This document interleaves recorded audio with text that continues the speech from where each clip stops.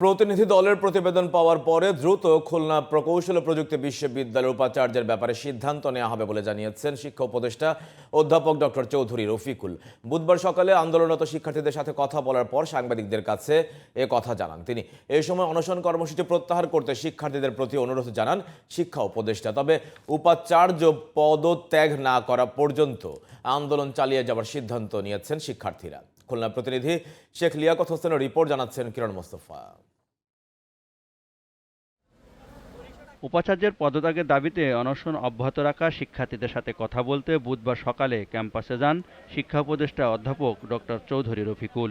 অনশন ভাঙতে শিক্ষার্থীদের প্রতি অনুরোধ করেন শিক্ষা উপদেষ্টা। একই সাথে কর্মসূচি প্রত্যাহারের আহ্বান জানান তিনি। পরে সাংবাদিকদের উপদেষ্টা জানান, উপাচার্যের ব্যাপারে 3 সদস্যের প্রতিনিধি দল পাঠানো হয়েছে। তাদের মতামত পাওয়ার পরই দ্রুত ব্যবস্থা নেওয়া হবে। দায়িত্বপ্রাপ্ত উপদেষ্টা হিসেবে আমি তোমাদের কাছে এসেছি।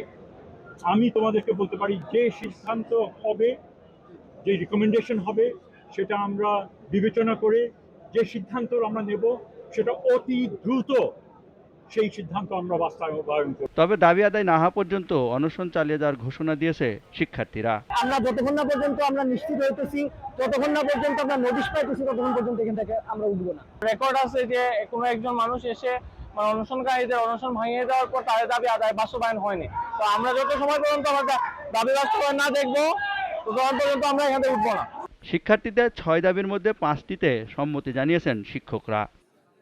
এদিকে খুলনা প্রকৌশল ও প্রযুক্তি বিশ্ববিদ্যালয় পরিদর্শন করেছেন বিশ্ববিদ্যালয় মঞ্জুরি কমিশন ও শিক্ষা মন্ত্রণালয়ের 3 সদস্যের প্রতিনিধি দল।